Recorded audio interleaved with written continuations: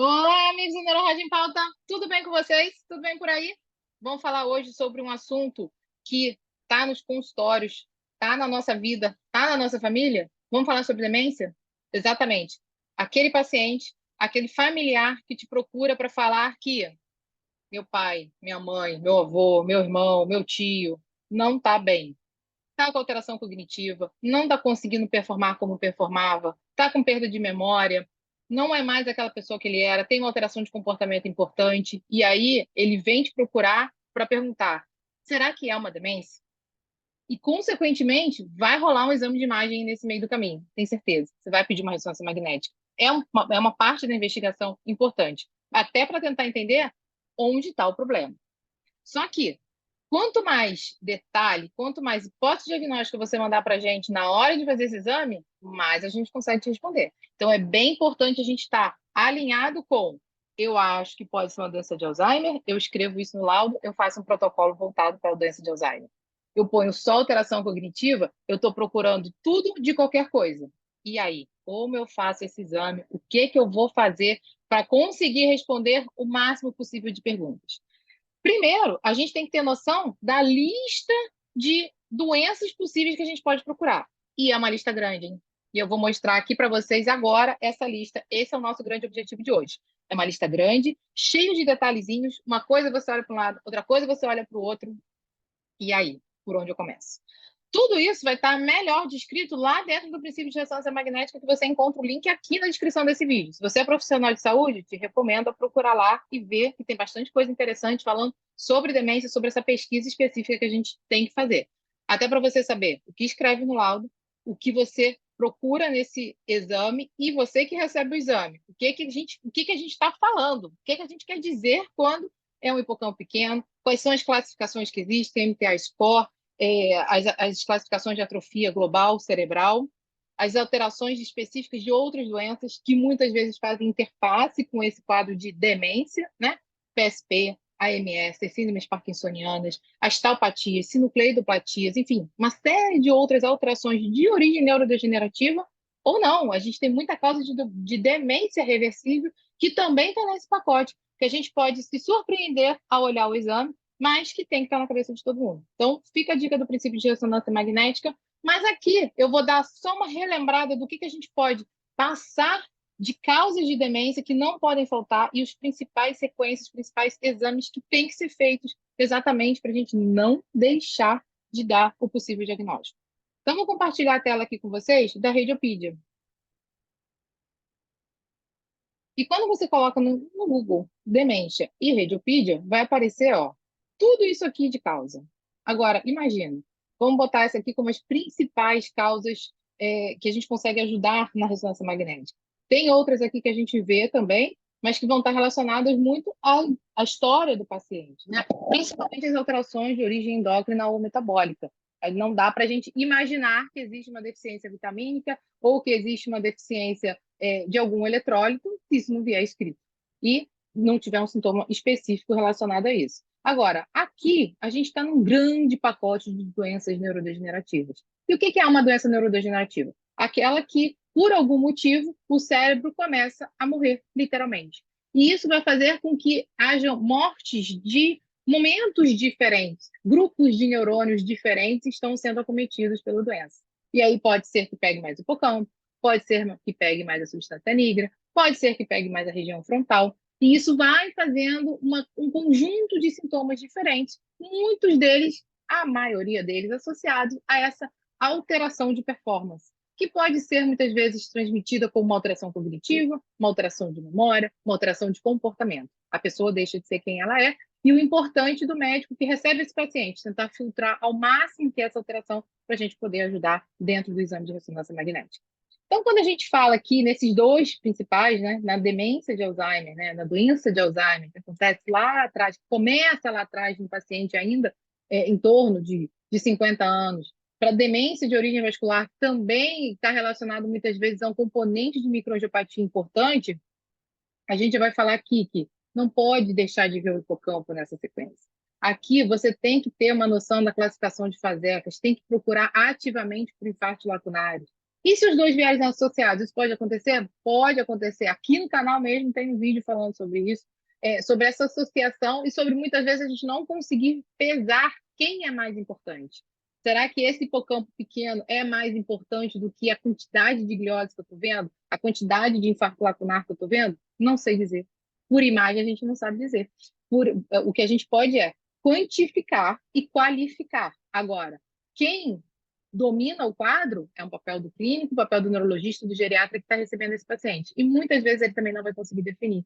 E está tudo bem. O importante é que a gente achou uma série de problemas que ajudam a explicar aquilo ali e o que pode ser feito de medicação ou de terapia para reduzir a quantidade de sintomas que aquele paciente com demência tem. Isso é que é a grande importância.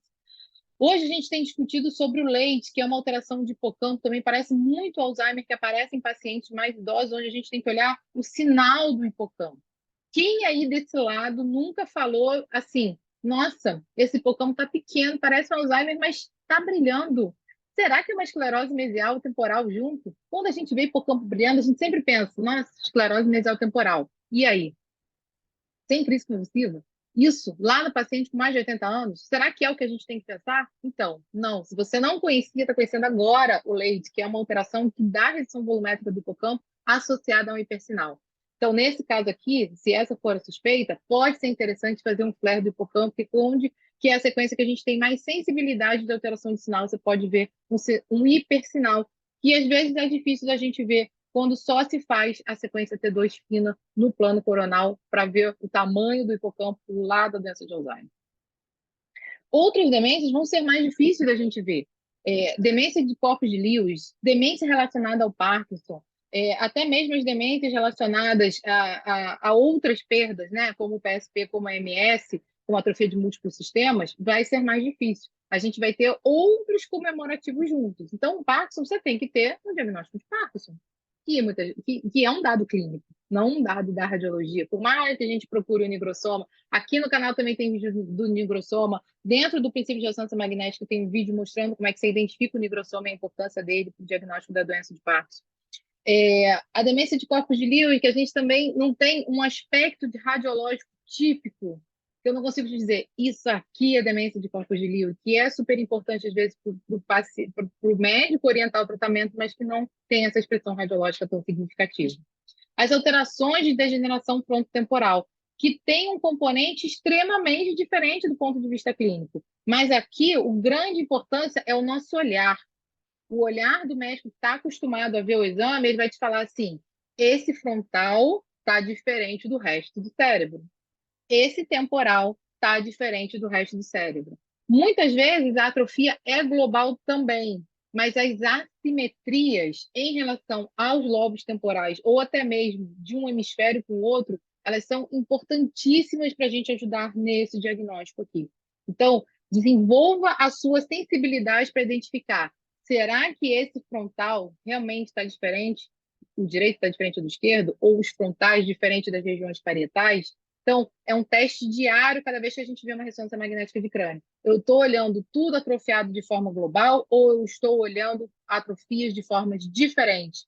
Por mais que o paciente tenha 80 anos, ou um paciente de 60, fica um pouquinho mais fácil porque não é tão atrofiado. A gente vê uma atrofia assimétrica de uma maneira mais evidente, mas dentro dos pacientes mais velhos, isso também pode acontecer. E não é só isso. Hoje a gente tem a inteligência artificial, que é uma carta na manga. A gente consegue emitir aqueles relatórios de volume cerebral que mostram exatamente qual é a alteração mais específica. Então, é importante a gente pensar nisso aqui. Esses eu já falei, que eles vão estar relacionados também ao diagnóstico de acúmulo de proteínas anormais no cérebro, né? E muito relacionados a síndromes parkinsonianas, mas que também vão cursar com alteração de comportamento, com alteração tipo demência lá na frente, na progressão da doença. Quando a gente fala aqui em angiopatia amiloide, e aí eu vou trazer aqui uma correlação com a doença, com a demência vascular, é essencial você ter uma sequência T2 estrela, de preferência uma sequência SWI ou SWAN, que vai te dar muito mais informação. Vai aparecer muito mais foquinho hipointenso naquela transição córtico-subcortical. E lembra, se você começar a ver microsangramento no tálamo e no núcleo da base, não é angiopatia amiloide, não pode chamar de angiopatia amiloide. não coloca isso no seu laudo, não leva essa conclusão para o médico assistente não chega a essa conclusão se tiver microsangramento no talo e nos núcleos da base também. Isso aí a gente tem que pensar mais em vasculopatia realmente de origem hipertensiva. Então, é importante a gente conseguir fazer esses dois diagnósticos diferenciais de novo. Aqui no canal também tem vídeo falando sobre isso. Dentro do princípio de ressonância magnética tem um detalhamento maior de como você vai fazer o diagnóstico diferencial das lesões hemorrágicas, que é super importante para você fazer um laudo brilhante e conseguir ajudar aquele paciente de uma forma bem decisiva no diagnóstico dele. Doença de Huntington e as doenças relacionadas ao prion são doenças mais raras. A doença de Huntington a gente tem que ter uma sensibilidade bem grande para ver a redução volumétrica do caudado. Isso vai fazer... Normalmente a gente vê não pelo caudado pequeno, porque é mais difícil do nosso olho entender isso, mas muito mais por uma ectasia, por uma proeminência do corno frontal dos ventrículos laterais. Fica a dica para pensar em doença de Huntington. E a doença do Creutzfeldt-Jakob, com aquela restrição difusa à difusão, tanto no córtex quanto nos núcleos da base, que é o grande achado da doença nessa demência rapidamente progressiva. E eu não podia deixar de falar que muitas vezes a gente vai se surpreender com hematoma subdural, dando aquela alteração de comportamento, principalmente se ela tem um início recente.